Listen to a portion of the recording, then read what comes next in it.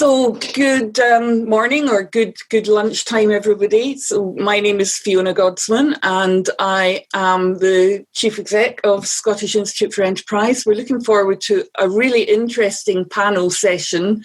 I'm just going to ramble on for a minute or two as people start to join the meeting, and I can see that they're all pouring in at the moment, which is fantastic. So, and in a moment or two, I'm going to hand over to Richard Williams, who's the chair of Scottish Institute for Enterprise, but is also chairing this panel session. You can see on the screen at the moment the panelists who you're going to be hearing from, and we have a great bunch of people. And so I'm just seeing our final panelists popping in now, so that's good. So we're looking forward to an exciting and discussion. Please take the opportunity, if you've got any questions for the panel, please use the Q&A button. What we'll do is I'll monitor these and I'll ask the questions on your behalf to the panel so we don't have too many people talking. But at this point, I am going to, as people still just popping in and arriving, but that's inevitable, I'm just going to stop sharing the screen and pass over to Richard, who's going to welcome you all. Thank you. Well, thank you very much, Fiona, and welcome back people who were here this morning. We've had a really good session this morning, and I've learned a great deal. Isn't it great to see the passion that people have about wanting to shape the future? And it's good that we're part of this finale, really, of the Festival Innovation that SIE has been undertaking with you over the summer period. Now, during this lunchtime chat, I'm pleased to have a number of guests with me, and we're going to consider the topic of how universities and colleges can empower students to change the world. And I picked up that message from Greg in one of the keynotes this morning. I'm not sure I should use what he said, but he said, how can we deal with a mad world, mad people, but actually have the resilience to deal with these wicked problems and to flourish. So we're going to be very much in that sense of talking about how can we empower students to make changes in the world through what they experience at university and college. So I have 4 panelists, and what I'm going to do is to briefly introduce each panelist and then invite them to say a few remarks for a few minutes, probably 5 minutes each, and then we'll get into some discussion. So whilst we're talking, please start thinking about some of the questions that you would like to ask or hear discussed amongst our very experienced panel. So what I'm going to do is just to go around and ask each panel member to say hi and where they're from. And I'll start with Deborah.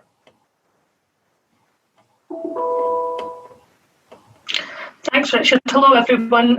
My name's Willison, or Debbie, as I'm normally called, and I'm from the University of Strathclyde, where I'm the Vice Dean Academic for the Faculty of Science. So that means I've got responsibility for the learning and teaching across the 5 departments in our faculty. Thanks, Debbie. And now I'm coming to Jim Metcalfe. Well, hello, I'm Jim Metcalfe. I'm the Chief Executive of College Development Network, which is an institution in the college system. But I'm also a part-time postgraduate student at the University of Glasgow. So I also study in the HE system. So all parts represented here. Great, thanks. And now I'm coming to Helena Good. Hi there, my name is Helena Good. I am a design lecturer at Edinburgh College. I'm also the team leader on the Daydream Believers programme, a school engagement programme. And I'm currently online also on the Creative Bravery Festival, which is why I don't normally have fairy lights and flags happening behind me, but it's an online festival that is reimagining education and is running also across this week. So I'm delighted to be invited to join you all, and I'm looking forward to this. Great, thank you. And on to Lesley McAra. Hi, thanks very much. Thanks also for inviting me. This is great fun, and I'm going to be able to share great insights, I'm sure, this panel. I am the director of the Edinburgh Futures Institute at the University of Edinburgh. I'm also the assistant principal for community relations and working hard to develop our community plan for the University of Edinburgh. And in my day job, I'm also a criminologist, so I do research on crime and punishment. I'm not quite sure how useful that's going to be today, but anyway, that's what I do in my spare time. Lesley, that's great. Thank you. And I might get you to move a bit closer to your microphone when we come back to you in a minute. We can hear you, but it's just a little bit quiet. So what I'd now like to do is to invite each of our panel members to say a few thoughts about this topic, to introduce their particular thoughts. And I'm going to start with Debbie. So let me come back to you, Debbie, to share your thoughts. Okay, thank you, Richard. So some of you may know that the sort of strapline for Strathclyde is a place of useful learning, which was coined by our founder over 200 years ago. And I think that that's something that is still very, very close to our hearts. All of our programmes are designed in conjunction with either industry, business or the third sector, so that our students are equipped with the necessary skills that they'll need for future careers in those sectors. And we try to build resilience and adaptability into all the approaches that we use. As well as their curriculum, we try to provide students with real-life opportunities to make a real difference to society, even while they're studying. So we've got a range of different clinics. The first of those was the law clinic, where our students can support those in need of legal guidance. We've also got a literary clinic for some of our students to help in primary schools with literacy issues. And in my own department, chemistry, we've got the chemistry clinic where our students can solve problems that people in industry may have. We've recently launched a new initiative, Entrepreneurship for All, and this includes a range of credit and non-credit opportunities for students from all disciplines in the university. And we've also got our vertically integrated projects for sustainable development. So these are projects that students from different disciplines, but also from different year groups, can become involved in. And some of them, there's a whole list of them, but there was one in the Gambia where students went out and brought electricity to some remote rural villages.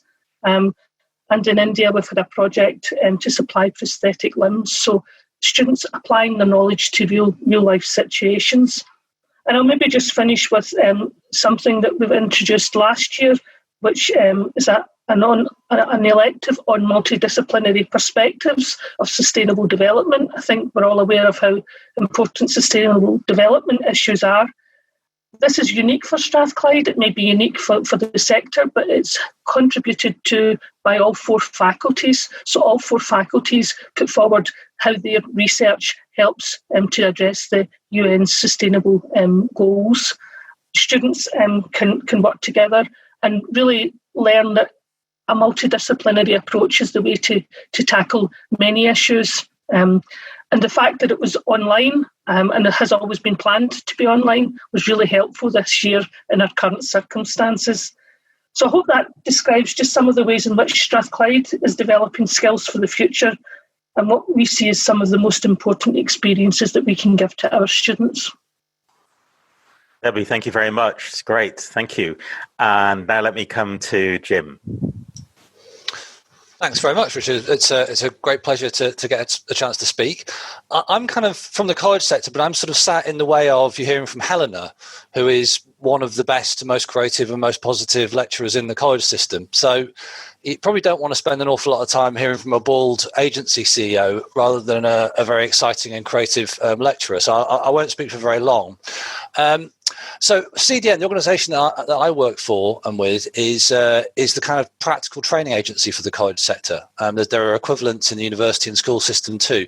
So we spend most of our time supporting institutions, colleges and allied institutions and their staff to transform and modernise, revolutionise sometimes the way that they approach curriculum, learning and teaching and student support. So that's the kind of side of this that we would come from. So we'll do all of the things you would expect: training programmes, we'll do special projects, we'll research key issues. So we've been heavily involved in the interesting experiences in the college system this year, both in the in Scotland and around the UK. So we might talk about that later. I think the reason that Fiona asked me to do this, though, is that I'm quite well known for doing a sort of party piece where I present some high quality research that I do, asking a small group of primary school students about what their expectations for their learning if they came to college would be like.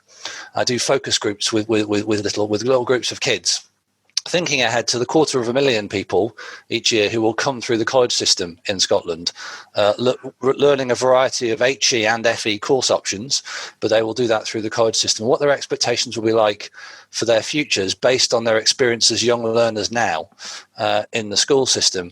And I won't go through the details of that research. It's always very exciting. It's always fueled by ice cream and various other bribes to get them to think about the future of their own learning. But broadly, their responses when they're asked to visualise what they would like their future learning to be, and this is pre-COVID, would sort of be categorised into four areas. One is opportunity, another is flexibility, another is security, and the last is responsibility. So if I just walk through those, they are looking for opportunity in the sense that the students are getting very used, the kids coming through the primary and secondary system getting very used to courses that are more flexibly adapted to the realities of work that they see. They don't understand why a computing course shouldn't be about gaming, because gaming is now an economy as well as something that they experience as a leisure activity. So they want a faster pace of relating what we teach to what jobs might look like to the way that they live. There's also a very big cultural trend around the breakdowns between high and low culture, but that's a different issue. Flexibility is kind of aligned, but it is about a remorseless focus on digital and being used to highly tailored, individualized learning opportunities, often gamified learning. That comes through every time you talk to younger kids coming through the compulsory system about the way that they are learning really from P1 onwards. And then they arrive, as we all know, sometimes at college or at university and find a very different digital experience that's not quite aligned to the way that they've learned in the past. So this is a bit of a barrier that they would like to see us break down. So that's the flexibility bit, really. The security is about making sure that they feel welcomed and safe in all parts of a post-compulsory learning environment.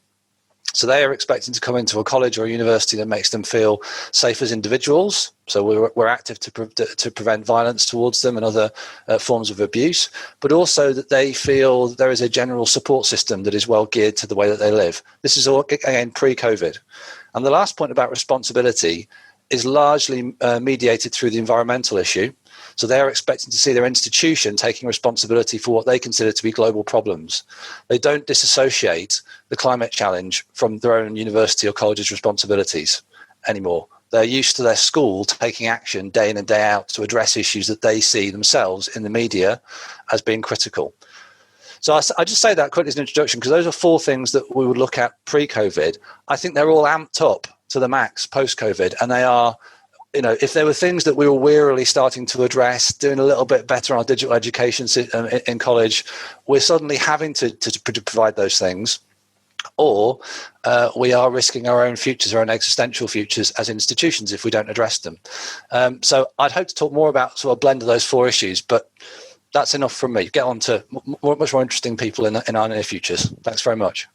Thank you. And that was very interesting, actually, Jim. Thank you. And so let me segue through then to Helena. Over to you. Hi, and thanks, Jim. I was really drawn to this conference in terms of the question, and I think, looking at how universities and colleges can empower students to change the world. And I suppose when I thought about it, the only thing I can share with you today is my reality and how that's been for me. And, it's interesting. I really don't think students it's our call is actually how can universities and colleges change, because our students want to change the world. So it's how can we facilitate and resource and support and encourage that. And I'm going to tell you my story of what it's been like as a lecturer, I suppose a bit at the coalface in March. And this may ring true for many of you, whether you're working in education or you actually are the class of 2020, your badge of honour, I would say. I had to sit in my first Zoom class with my class once the pandemic started and openly admit that I knew very little, that I had no idea how this was going to work and how it was going to change. I had to sit with a group of young people, and many of them had given up careers to come back into college and study again. And I had to say there's going to be no final show. None of the things that we promised or hoped were going to happen are actually going to happen. And in that Zoom, which was incredibly powerful, there was a lot of grief for things that were lost. But one of the students moved into a conversation, and she started it like this. When we graduate, we're very selfish. We forget our friends, we forget our peers, and we become, looking for jobs. We're at graduate fairs. It becomes down to you. And she said, particularly in the way that we do, you stand there and you're like this, give me a job, come talk to me. And she just said, well, what if we went from like this and we went, how can we help? And it was a wonderful, beautiful moment. And that's where I think the empowerment came. And so what we did with these group of students was actually say, there's 20 of you. You are problem solvers. You are naturally gifted critical thinkers. Go out there and find problems that we need to solve in this world. And that's exactly what they did. They worked with 2 charities and worked with them and coordinated and told the story. And for me, it was a real humbling experience. I had to sit right alongside them as a learner, but together we co-created something that had tremendous powerful. Our students and our young people are socially purposeful. It's our role as universities and colleges to break down the silos, to work together, to share the difficult questions that we're asking at the minute, because these people are the future, and these people, I believe, are the people that are going to change and empower all of us as lecturers, all of us who work within education, to be different, to be brave, to be creative, and to think about what might happen. So thank you very much, and pass back to you, Richard. Thank you. And now let me come to Lesley. Over to you, Lesley. Just need to unmute. I'm unmuting. There we are. Sorry. I've actually got some slides to share, but follow that. That's all amazing experiences that people have shared. I'm just going to share my slides if I can. And hope this works quite well. So I've not done this on Zoom before, so this is all a learning experience. Can you see the slide about the Edinburgh Futures Institute? Excellent. So what I wanted to just say by way of introduction to me really is a really quick whistle-top tour through the Edinburgh Futures Institute, both to tell you a little bit about what it is, because I think it does speak to the conference themes, and then to give examples of some community-based projects where we have students actually acting both through the curriculum but also through the co-curriculum, I think, as agents of change. And I'm actually really super proud of our students and the work that they have done. So I just want to just flip through these slides if I can very quickly, and I hope this is going to work. So, I mean, as I'm sure you've been hearing this morning about the need for multidisciplinarity, about how universities should in themselves be acting as agents of change and have a transformative impact on the world. The Edinburgh Futures Institute has been set up as a major investment by the university to try and tackle global challenges, essentially. So we begin in challenges, not in disciplines. We're going to disrupt, essentially, the way in which we do research education and engagement. So we're seen there as a disruptor. So we recognise that multidisciplinarity is needed. Equally, co-production, and Helena was mentioning co-creation, equally are important. If we are to be transformative, we need to work with in democratic ways with communities, with industry, with governments to actually effect change. So in a way, the Futures Institute is, I'm stealing a phrase from the Royal Marines, it's a state of mind in some respects. It's an approach, and it's something I think that is deeply exciting, and I'm delighted to be leading it.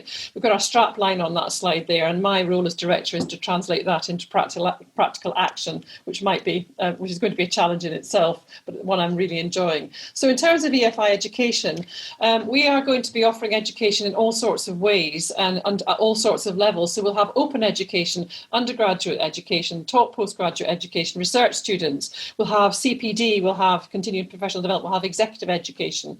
We're thinking of education as a kind of life course opportunity, because education is actually one of the ways in which one transforms the world. So we see it as a life course opportunity, thinking of 100-year life, 80 years in which people can be educated, so that people will come in and out of education at times when it suits them. So not just packaged degrees, but also the opportunity to come in and out. And we'll be wanting to do intensive hybrid learning too, to make the online and on-campus experience really rich environments, and students being able to choose both and all and each at the same time or differently, so that programmes can be studied sometimes on campus, sometimes online, sometimes both. So it's offering that kind of hybrid experience. We are very keen to see students as these data savvy, creative, teaching them critical skills as translators. And there's a whole raft of things that we're doing, and understanding, addressing global challenges, undergraduate elective, rather like Strathclyde at the moment we have running. We've got a portfolio of postgraduate education we're developing, and we're running at the moment finance, technology and policy as one of our major postgraduate offers. So those are some of the things that we're doing, but I don't want to dwell on those. I really want to focus on what the students have been doing and give you some examples of our community-based projects, curricular and co-curricular. And I think one of the things that it was interesting to ponder for today is, what does the 21st century student look like? And that's my slightly transgressive maybe picture of one. That is Jackie Joyner Kersey. I don't know if anyone you recognise her. She was a fantastic athlete about 20 years ago. She was the world record holder in long jump, but she was also the world record holder as a heptathlete. And that's the kind of students that we need to be building, are the people who have got a core foundational discipline, but are multitaskers. They are T-shaped individuals, students who are able to translate across disciplines and who have that kind of mindset that we're trying to develop. And so in terms of foundation, giving students a core discipline, core anchor, then developing the fusion of other disciplinary inputs, and then transformation, students as agents of change. And 3 projects I just want to mention really super briefly. One is one led by one of my colleagues, Gail MacLeod from Murray House, on Read, Write and Count. It's an example of a curricular project where we involve students working in the community.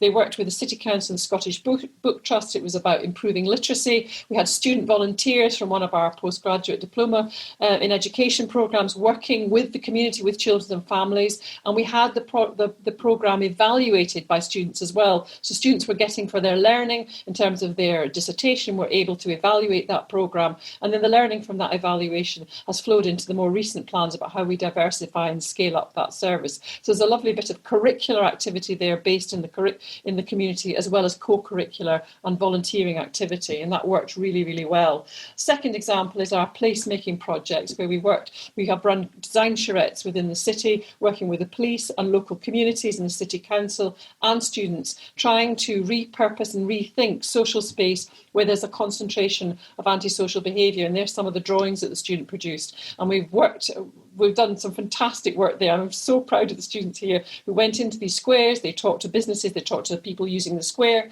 they talked to the people who were causing the antisocial behaviour, and they're recognising that sanitisation of built environment increases intolerance, and therefore there's needing to design a kind of pro-social space, but one that is inclusive. A lot of fantastic learning from that. And then finally, one of our flagship projects is a homeless inclusion health centre, and here this is where we bring the co-curricular and the curricula together. And we place the user of the NHS access practice for people who are experiencing homelessness at the centre of this activity. And we are broadening out through doing learning and teaching around this, running an advocacy service so that students can learn how to support people in these situations. We've also got a master's course now for people who are working in social services, but people who are also taught by those who have lived experience of homelessness, so that students are learning from people with lived experience. We have research that's driven through this centre, centre, volunteering, and also student social enterprise. So it's a kind of an integrated system, and I kind of feel for me that is kind of a model for the way forward. And my final slide is a lovely picture of the University of Edinburgh in its city context, from different ages, from our Enlightenment period with the law faculty, the modernism with the Appleton Tower, and now 40 George Square, and then EFI, which is tucked in at the back of this. I don't know whether you'll think University of Edinburgh has improved the skyline in Edinburgh, but in any case, it's saying that one of the things we have to do if we want to empower students is probably to reimagine what the civic purpose of a university is, both in its local domain, but also maybe globally too. So that's my slides done, and I'll just shut them off. So thank you very much. Thank you very much, Lesley, and thank you to everyone. And let me just put my 10 pence worth in now as well. And we've got some interesting questions coming up, I can see.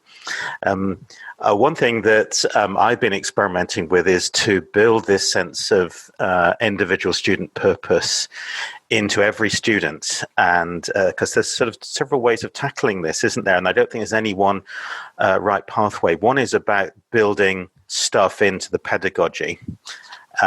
Others is about building on each student's social conscience and sense of purpose. And something we've been trying to do and adopting across the whole group, across our 5 campus sites now, is building a sense of purpose into every student and staff member, whereby every student and eventually every staff member would have their own impact statement of what they wanted to achieve with their life. And we've done it now with all of Malaysia and just about doing Dubai.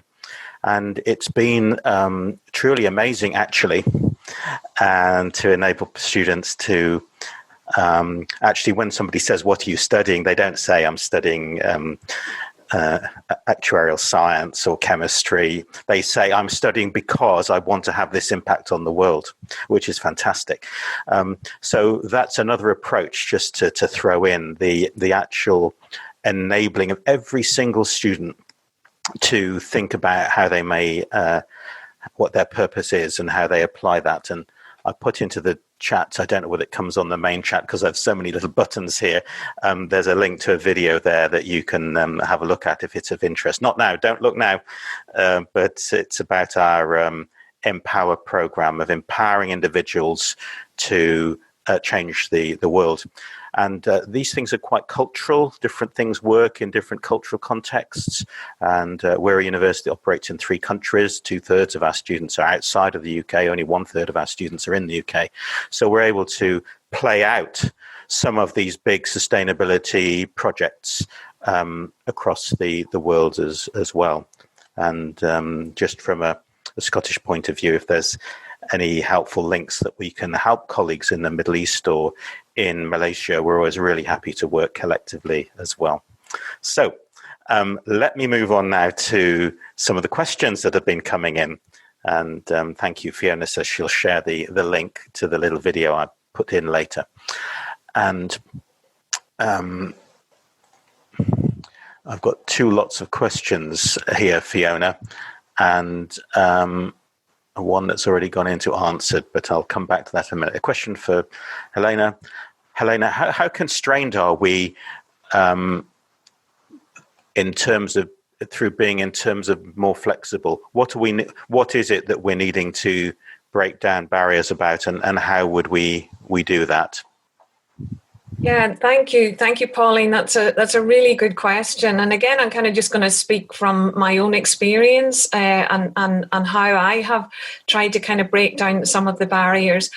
I think what's been really interesting in all of this pandemic and how we've had to pivot and reimagine things. Someone said it's not the new normal; it's now normal is what we're referring it to as, and. One of my students again said to me, when the bricks and the ticks, so the exams disappear, all we're left with is knowledge and community. And it was a total light bulb moment for me. And it's kind of become my call to action, really. How can we build knowledge and share knowledge and build community? And I'm just going to tell you, one example that we're doing at the minute. It's called the Van of Dreams.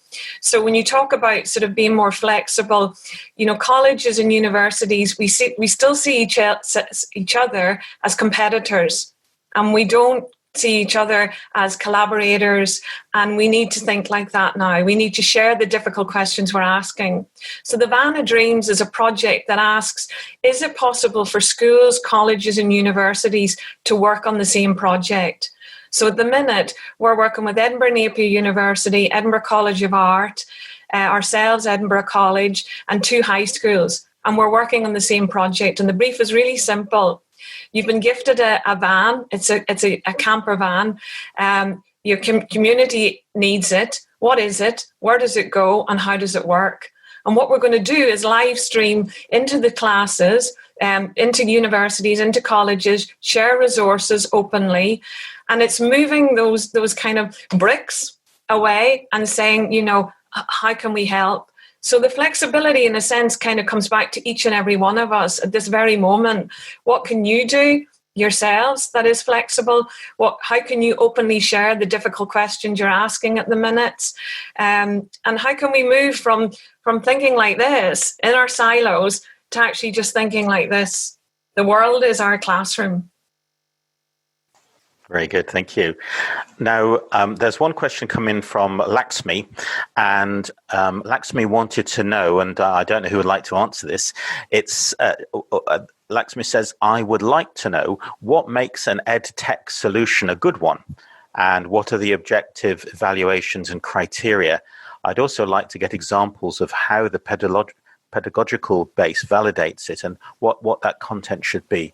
So I think this question then is in the context of how we can, is there an edtech solution for empowering students to help them develop skills and take actions to change the world? I think that's the context. If that's not the right context, I'm sure Lakshmi will message back. Would anybody like to comment on this question of what makes an ed tech solution particularly good? Not really, but because it's a very, very difficult question. But I've just had a look at the attendee, and there's a guy called Kenji Lam who's in the attendees group, who is a digital expert in the college sector, who is raring to go to answer this somewhere. But I might ask him to chip in in the chat maybe. But so it's a very, very tricky question to get. An ed tech solution transformation is quite a difficult one.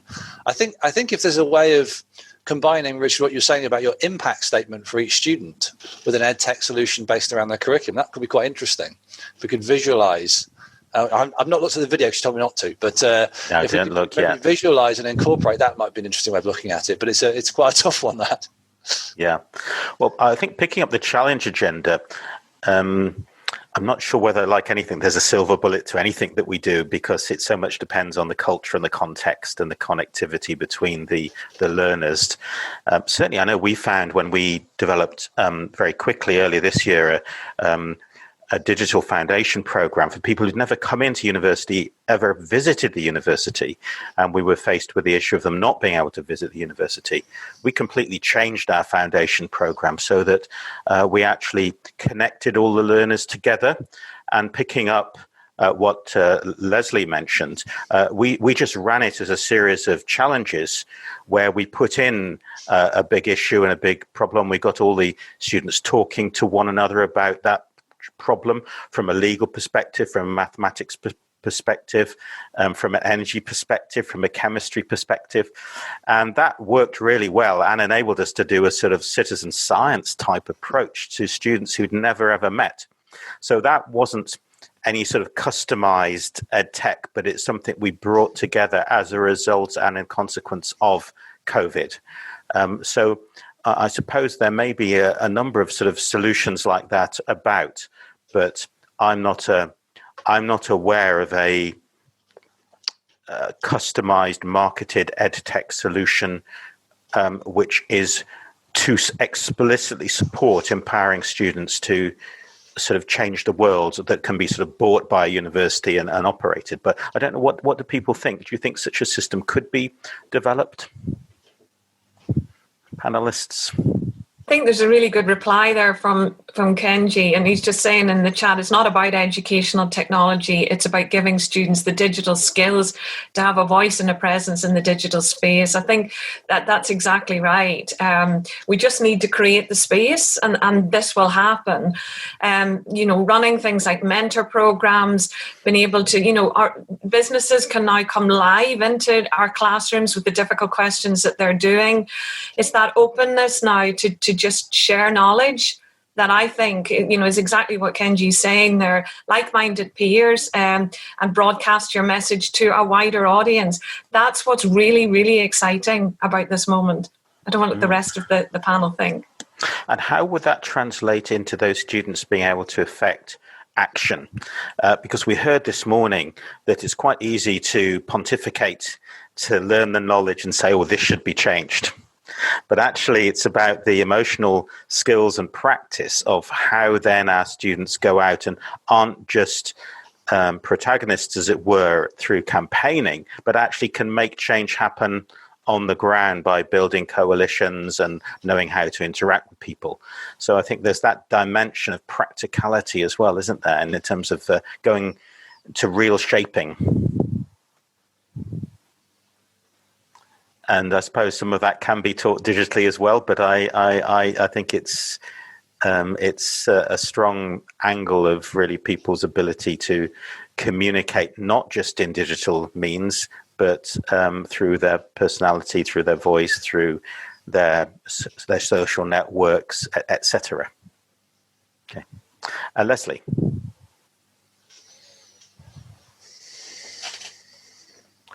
For some reason, I can't hear you, Lesley, but also you're not showing us having your mic muted, so that's a bit curious. Can you hear me now? Oh, yes, can hear you now. Sorry, yes, okay. So I just think one of the most important things about technological developments and ed tech, so to speak, is it actually promotes inclusion, educational inclusion in all sorts of ways, both internationally, but also for people who might find it difficult to actually get into college or get into university. And that, to me, is one of its most powerful aspects in terms of how we connect in and how do we empower students to be making the kind of connections within the community that move to practical action, and sometimes thinking about how you might do that remotely or online can be very challenging. And I think one of the things that's really come through from research that I've been involved in through the COVID pandemic has been how much actually face-to-face, in-person interaction is a kind of critical thing in terms of how we understand ourselves and our relationships, and the nuances that you get from that in-person interaction are sometimes things that are not always there in a kind of online format. But going forward, we're going to have to be much smarter about how we are online and how we manage occasions like this and how we read from each other. So we're not actually always in that face-to-face situation. And actually we'll get better at this. And I think young people particularly will be really much better at it than the people of my age group as well, that we'll get better at this and get better at actually using this medium, partly because the pandemic has forced this upon us, and I think we'll get better at this. And I think it is very possible to be having remote connection to students who are learning online, but who are also then embedded within their own communities that are not necessarily the community that's immediately around the university. And it's thinking of it as a dispersed community, possibly across the world for some institutions, where the students actually will be working within their own communities, learning and applying some of the things that they have learnt through their remote connection to the university. So, and that to me also promotes inclusion. I think that's a really fundamental value of EdTech.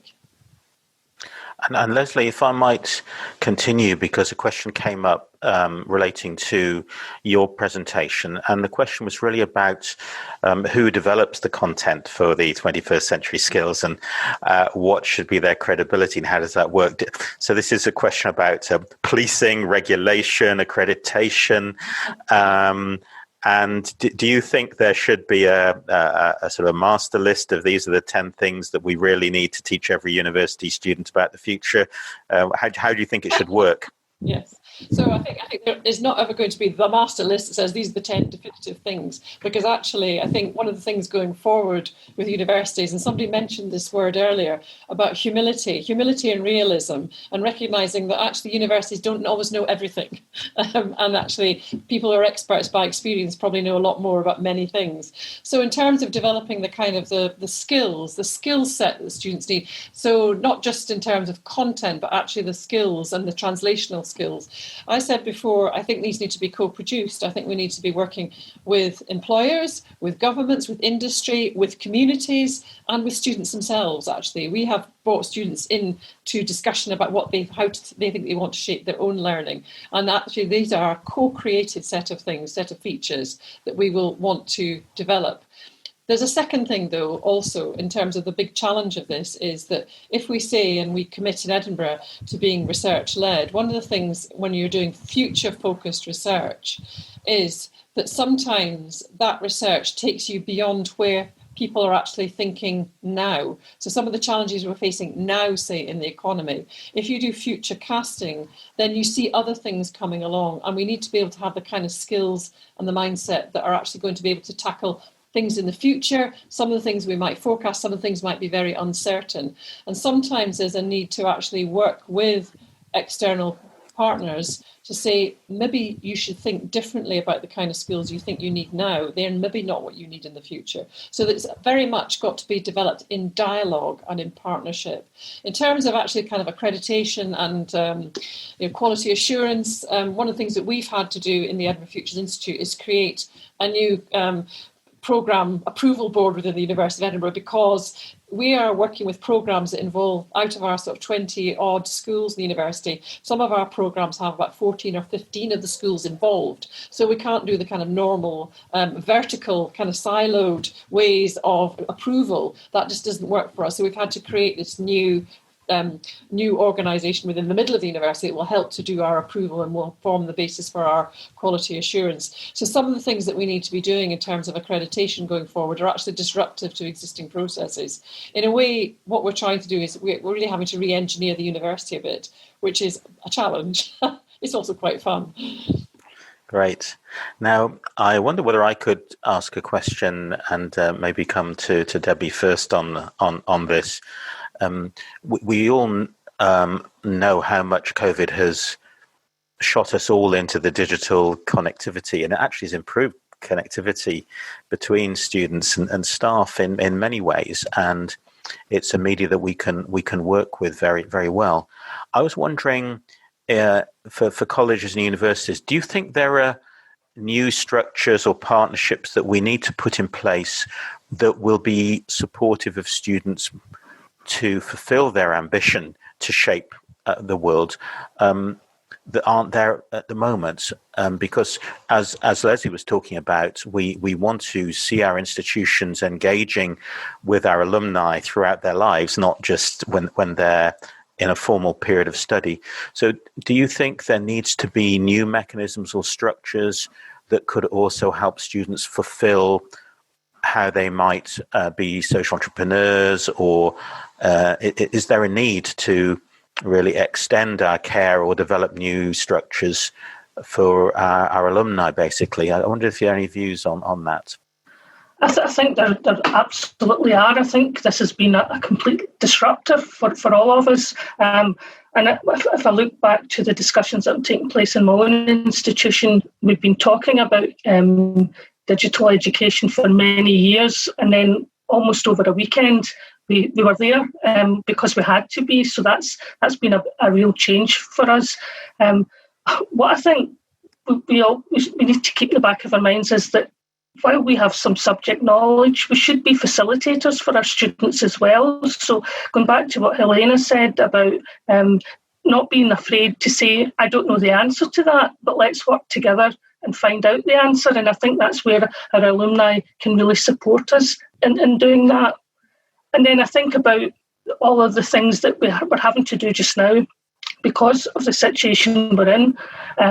I do think when we get through this, we'll go back to some face-to-face activity, but I think there's a lot of things that we can continue to do online because it's just more effective. And I'm thinking about something that Lesley alluded to about regulations and things and the slow process that it takes for change in universities. And we've really turned that on its head.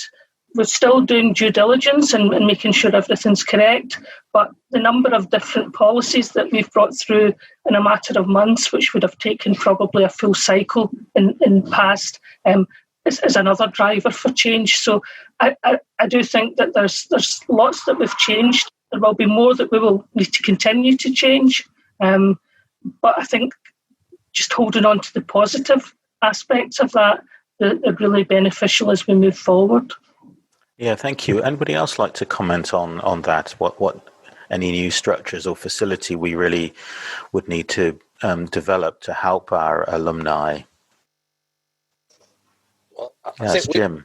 I think we would need an alumni structure to start with. Would be a good move, because that's very there's a big deficiency in the more of the FE end of the education system around alumni support. And as with everything, that will not be true for all institutions. There'll be some that are really good at networking together their alumni, but across the piece, it is not something that we are currently hugely successful at. And it's identified in the government's international planning as well, that the college system needs to get much more proactive around networking alumni for a couple of reasons. One is there is just pure economic benefit in networking people together more effectively into the future. But also, as we move to more of a model of return to learn, particularly for vocational courses where there is going to be continuing renewal, people have been talking about competency-based learning, where you're going to make mistakes with content, and people are going to come back and want to refresh the content of their learning, particularly in very highly applied and vocational courses. If we can't communicate with students who come through those programs, that's impossible. So I think alumni is a really big one for us. But then also just very quickly going back to where Helena was earlier on, answering the question about barriers. I think the single biggest transformative thing institutionally is that we've got to move on from a divided tertiary system. We don't have the capacity in Scotland in our system anymore to argue defensively between the university and college structure. It's not going to work. And with there just aren't the resources, there isn't the time.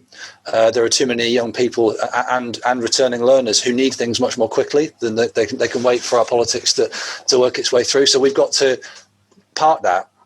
And that's a really big challenge, because I'm in the college system. We have got leaders across our structure, non-executive and executive leaders, who have now spent a defensive decade of making tough decisions, of reducing and dwindling resources and tough and defensive arguments and trying to retrench and all that kind of stuff. It's very hard when you get a crisis at the end of a decade like that to think collaboratively and move forward and be constructive. And our students can't benefit unless that's the case. So there's a really big job for leadership to work together across the tertiary system to just break down some of those barriers. So I don't think students give a monkeys anymore. I think this is mostly all of the thing that we care about. The students don't care. From my P1s onwards to the PhD students, they don't care. They just want a seamless system that offers an opportunity within their city, their region, their town, their community. But we've got to get that bit right before we can start rebuilding the bits of the architecture.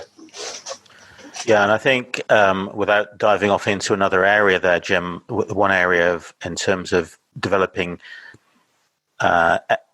enterprising minds, that's one area that translates perfectly well over the FE and HE sector, doesn't it? And it's certainly an area that Scottish Enterprise has been thinking about very much, that there's a continuity and a continuum then there that can be addressed. Okay, good. Anybody else like to comment on the structures question? Otherwise, I have another discussion point to bring up. Okay, I'll bring up my other discussion point. All right, I'm going to, okay. Helena? Yeah, no, I was just going to say over the issue of alumni, I think that our young people and our students and that they want to give back. So we all have an allegiance to where we were educated. But I think as in our education establishments, we open the door ever so slightly. So my call today would be, if you're sitting out there and you have come through a university or college, go back. go back and share what the difficult questions you're asking at the minute, because we need to hear them and they need to be shared. And we need to be open. I think, when you bring the real world, as I call it, into the classrooms, and that you need to be open to maybe being challenged as a lecturer that what you're delivering isn't real. And that's probably where the new structure and the new partnerships have to come from. So, come back, share the questions, and from there, the partnerships and the structures will change. Thanks, Richard. Yes, Lesley. Mute. Can you hear me now? I need to unmute. Yes. I keep forgetting to unmute. Just sort of to link into some things that have just been said there. I think when we talk about the kind of opportunities that we want to build and the structures needed to help students change the world, there's also a kind of challenge and a downside to some of this as well that we actually need to be very cognizant of. That quite a lot of the way in which we encourage students to be changing the world is through work with the local community, which can be fabulous. And as I said, I've been very proud of the work the University of Edinburgh students have done in the past. But we also have to be very careful that we don't overwhelm communities, and that, that there's, if part of what we're building into the curriculum is lots of community-based projects to enable students to deliver change, we've got to make sure that the community is receptive to that. And actually our licence to operate as institutions, our legitimacy is and how actually communities, our local communities actually view us. And we have to work very closely in partnership, talk to, but also crucially listen to communities. So that kind of the having a conduit and a mechanism for listening to local communities, I think is a structure that we all absolutely need. And we can't overwhelm the local community. And some of the ways in which one might do sort of make sure you don't overwhelm communities is doing things like longitudinal projects where you work quite intensively with particular communities and you have different cohorts of students that come in and over time to work in those communities. Because another critical issue is sustainability, that we, in terms of wanting to have students working in the wider world and doing things that are change makers, they've got to be sustainable change making. It's not just in and out as a student comes in and out of a programme or has an enthusiasm. And it's also true that some students don't want to do this. The students don't see themselves as wanting to do this. And we cannot have a system where we have conscripts to this kind of activity or that there's a compulsion to do it. So there are actually quite a lot of challenges along the way for us to make sure that we have mechanisms where we listen to communities and don't overwhelm them. And that we also listen to students and what they need, and that we're not actually forcing or making conscripts to this kind of activity, which means it won't be done so well. So those are some challenges for us, I think. Yeah.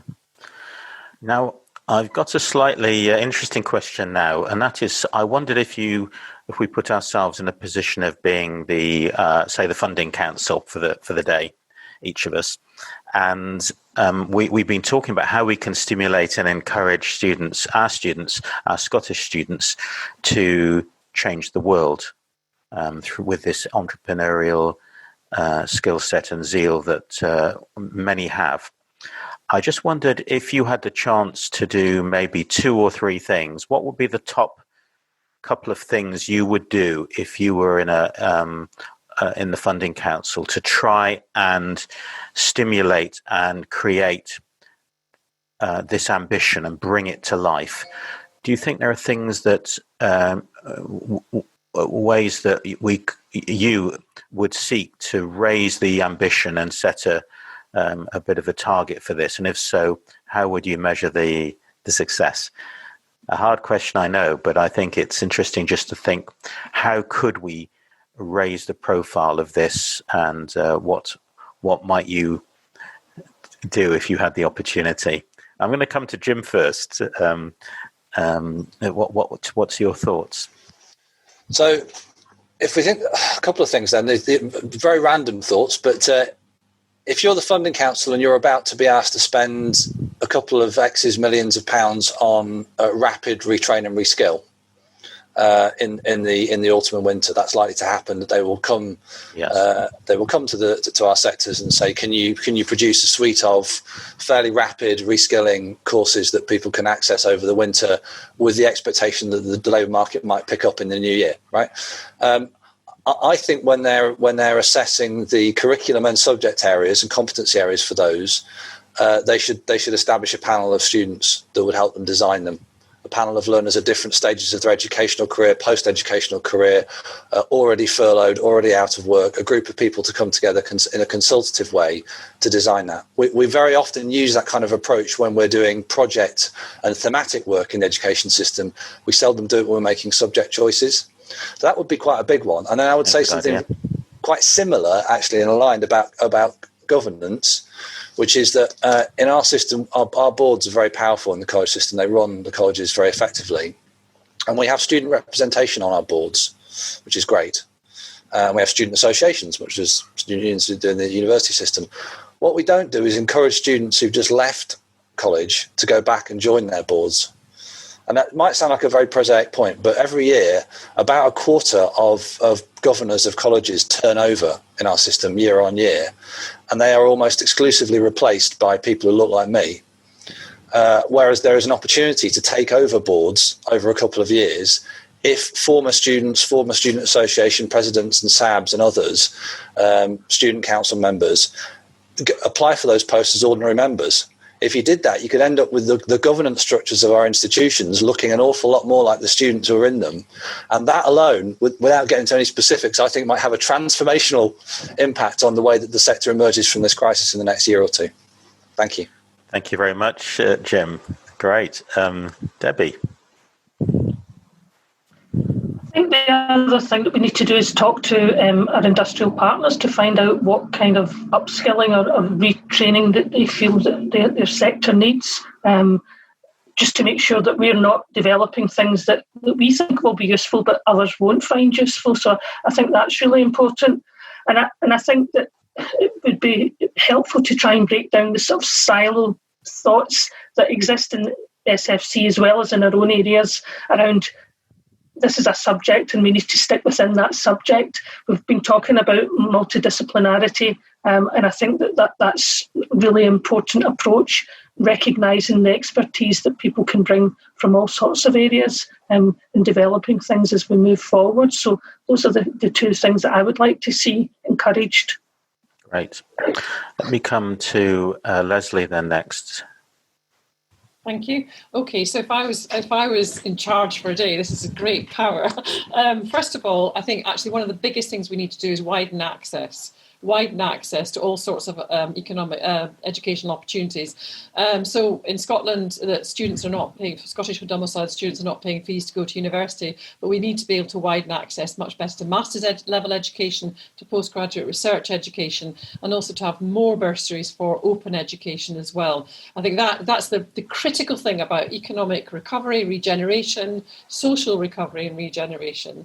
Education is really at the heart of that. And if we can widen access, if I could do that through being in charge of SFC, I would feel my job was well done. So that would be one thing. I think we'd all agree with that. I think we'd all like more resource to enable more people to join. I think it's just so fundamental. I think I would want to shift the way in which we assess the quality of research and the quality of education. I think kind of some of the ways in which universities are assessed and also colleges and the education sector as a whole is assessed are actually inhibiting of creativity and inhibiting of new ways of thinking and reproduce older structures. So I think I would want to sort of just bluter that apart and rethink that completely. And I also think we might want to reconsider who should be teaching. What is a teacher? So there's lots that we talked about learners, about students as learners, but who are we allowing to teach our students? And I think there's something about the standard way in which people are educated and come through and become lecturers, etc. But there are also people who have experts by experience. We have people from industry, from government, from communities who have things to offer students. So actually rethinking and enabling people to become educators who might not be coming through the normal route to become an educator, I think is actually also fundamental. And seeing students too as being educators themselves. Yes, thank you. Helena. Hi, I know I'm kind of looking at the time here, so it won't be long, but if I was sitting around the table with the Funding Council, the first thing I'd do is ask them to leave. And what I would do is similar to what's happened in the Munich project that we just learnt from in the Bravery Festival, where they let the kids run the city for a month. And I think, exactly what Jim's saying. What would be really interesting is to bring the learner voice around that table and to let them talk and let them shape. And what Lesley was saying, we need to ensure that this is a level playing field, that no young person is disadvantaged, particularly when we move in the digital forum that we're moving into. So, where is the learner voice, and how can the learner voice help and shape the future? So, I would love to see more of that and more of that around these kind of tables. Great.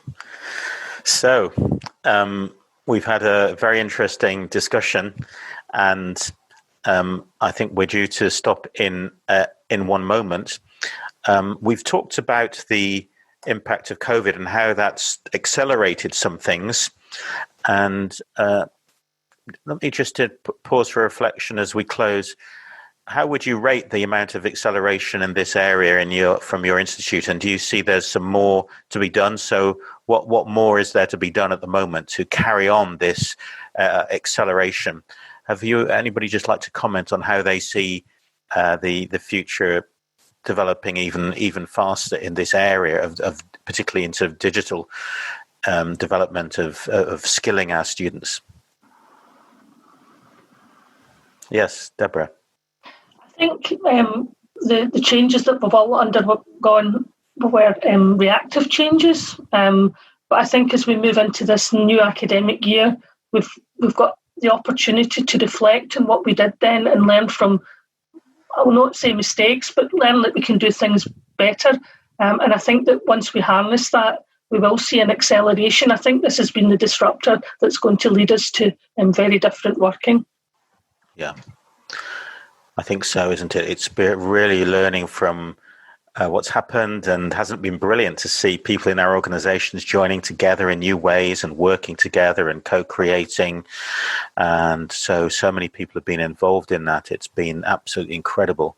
So I think it's a good time. It's and of course we have a responsibility to particularly support students, and particularly those who've graduated in this last few months. I do feel the particular need for us to be continuing to reach out and to support and encourage those students at this time. And may I, as we just close, I know the ambition and the care and the motivation of I think everybody who's joining in the conference today, and also to our panel. So could I just thank our panel and thank you who are on board and connecting into this conference. Thank you for what you're doing, and don't hold back from sharing your practice and your ideas so that we can build on this very special community that we have in Scotland. So in closing, just to say thank you, everybody, and I will now hand back to Fiona. Thank you. Hi, Richard. Thank you very much. So I'm just going to bring up my screen at the moment and just remind people. So thank you. I hope everybody enjoyed that discussion. I thought it was fascinating myself. Just a little reminder, we are going to take a lunch break ourselves now. And the next item in the festival is actually a Designing the Future of Learning, led by Anne Davidson, which is going to be a very interesting session, actually, to pick up on some of the themes from the debate just now, but it's only for people that are already pre-registered, so just a note for that. Then at 3:45 we're going to go into an awards announcement. We ran a couple of events over the summer. We ran a challenge for students to design the future of learning. We're going to showcase some of the best entries there and with fascinating views of how they see the future, which is extremely important. And also the Imaginative Educator Award, where we were actually recognised how hard university and college teaching staff were working, and we wanted to recognise some of the really great examples that we've seen And so, again, it really picks up from the debate here on what people have actually been talking about. We've actually got some great examples of people that basically rose to the challenge, ran with it, but are actually thinking about how that impacts on their teaching in the future, which was the point that Debbie was making there. And finally, we end the day with a really interesting keynote session from Todd Davey about the future university. We've talked a lot about disruption. He's been thinking about it for some time, about how the higher education sector in particular, but the education sector really needs some disruption. And he's got a really fascinating, thought-provoking talk. So I would encourage everybody to end their day by coming in and listening to that. So once again, thank you, everybody, for your time today. Thank you for the panel. I thought it was a fascinating conversation. So once again, thank you all very much.